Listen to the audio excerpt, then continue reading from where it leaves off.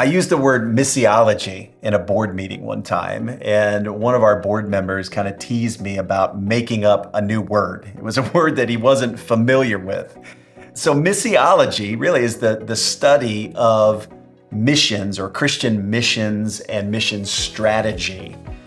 And I believe missiology is something all of us as followers of Jesus need to not only be cognizant of, but have a fully formed missiology, no matter what sphere of this life and this world that we work in. So recently, Pastor David Wigington and I sat down and had about an hour's worth of missions and missiology discussion. And today we'd like to share another clip of that conversation with you. Marketplace skills are missionary skills. Let's talk a little bit about some statistics here, because I think this is an important conversation. Sure. And some of these kind of shock people when we share them, right?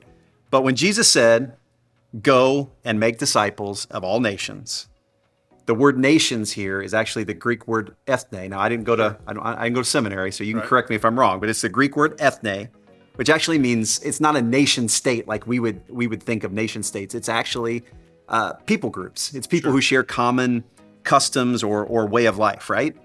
So when we look across the global landscape and we look at Jesus' call to go and make disciples of all ethne, of all people groups, talk to me about who has not been reached. Yeah, so let me give you just, if I can, a 45-second history of global missions to get into that. So global missions, as we know it today, really started in the 1700s. One of the guys at the center of that was a guy by the name of Captain Cook. And he was a guy who went out and he was a cartographer, charted a lot of the waters and stuff. But what he learned was, as he went to some of these port cities around the world, none of them knew about his native Christian religion, the religion that he practiced in England.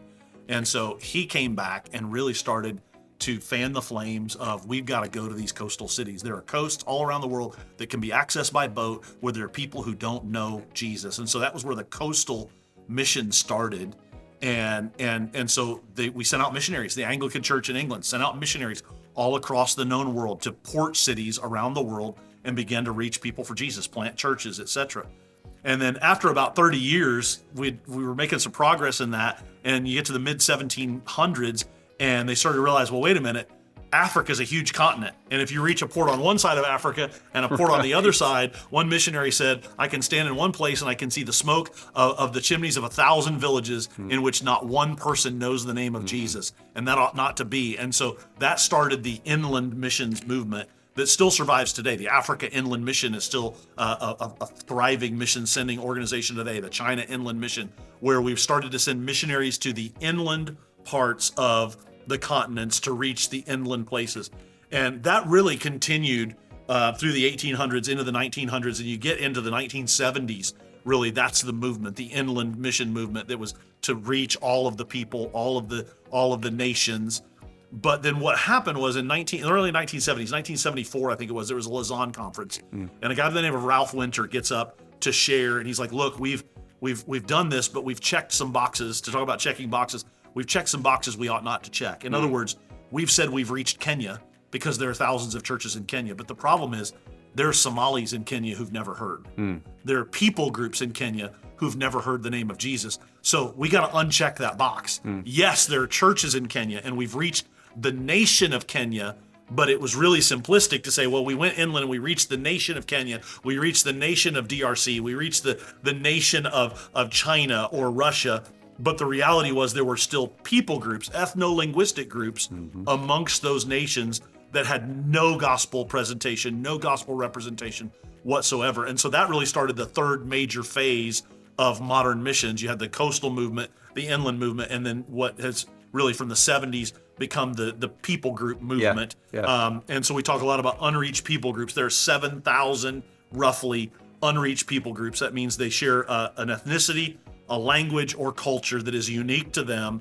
And in those 7,000 unreached people groups, those ethno-linguistic groups, there is no adequate representation of the gospel. The way I like to say that is, we're here in Indiana.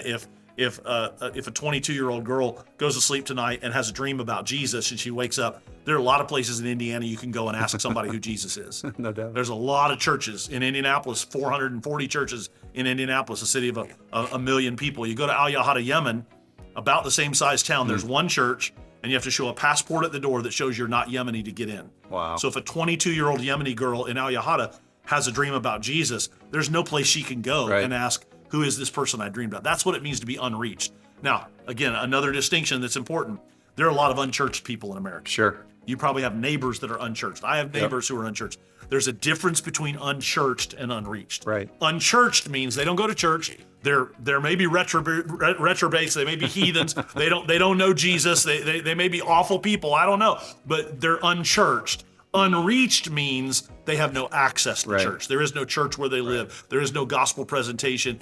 And the only way to get there is an injection of missionary efforts. And what that means is we got to send a missionary. It's not that the missionaries from the West are the saviors of the world. Right. It's that we got to send missionaries till there's enough local people that know about Jesus that we can walk away and there's somebody that girl can go to talk about her dream. That it becomes a self-perpetuating. It becomes a self-perpetuating. Yeah. And in missiological circles, the number is 2%. Right. We used to say 2% evangelical. We don't like that anymore because evangelicals become a political term in the West. And so really 2% Great Commission Christ followers. Right. And so once we have 2% Great Commission Christ followers in an ethno-linguistic group, we believe that's enough for that group to propagate itself as they grow families, as they reach their neighbors, as they naturally grow the church. It's enough that if there's no missionary presence at all, that church can survive and sustain itself. And so, but to get there, to get to that 2%, there's no technology that's going to get us there. There's no magic formula that's going to get us there. It's good old-fashioned boots on the ground missionaries. Right. So, people groups movement. Talk to me about how many people that represents. You said 7,000 people groups, but how many humans? Yeah. So as the world population has grown, the world population is 8 billion people now. We crossed over that at the end of last year, at the end of 2022. The percentage has stayed about the same. The number has grown, right, as the total has grown. Mm-hmm. It's about 42%. We don't seem to be able to get over that 42% threshold. About 42% of the world's population not only has no idea who Jesus is, but has no access to the gospel. They are truly unreached in the sense of there's not a church in their community. There's not a pastor who speaks their language natively. For many of them, there's not a Bible in their mother tongue, in their heart language. And so 42% of the 8 billion people who walk the face of the earth. So not quite half, but a massive, massive number, billions of people. And it's one of those crazy things. Like if we talk about how to reach them, and if we were to rent out Lucas Oil Stadium, Lucas Oil Stadium, I think seats 75,000 people, maybe 80,000 people. And, if we had a Billy Graham kind of person come and 80,000 people got saved every night in a crusade, that'd be pretty awesome, right? That'd make the news, like 80,000 people getting saved every night. You'd only have to do that for about 300 years. Wow. Before you'd come close to getting to that 2% number around the world. But here's the cool part is, if there are 50 people that watch this video and each of them won one person to Jesus next year, and then year after that, everybody won another person, and year after that, everybody won another person, we'd get there in a little over 20 years. Wow. And so that's how we do it, by winning people to Jesus, by sending missionaries face to face, to have coffee with people, to work out with people, to go on bike rides with people. I got a friend who's just going on a bike ride across the whole country of Israel with some Israeli friends. And he's like, we're on this bike race, we're on this cross-country bike race, but I'm talking about Jesus the whole time. That's how it happens. One at a time, winning disciples, and those disciples making disciples. That's the only way we're ever going to get ahead of that curve. Yeah. Because right now, we're not even keeping up with the birth rate. Right. The world's growing so fast that we're not even, the church as a percentage of the world is shrinking. We're not even keeping up with the birth rate.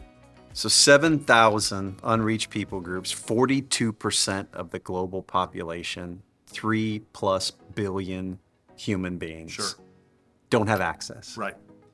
And I think that needs to shake every one of us. I would say, and I've offended some people with this, but I think this is the biggest injustice issue in the world today. Hey, thanks for watching. If you like this video, maybe give us a like, a comment, share it with some friends. If you're interested in more resources from the Stone Table, you can find those at thestonetable.org/start. Before you go, hey, check out this other video. We'll see you next time.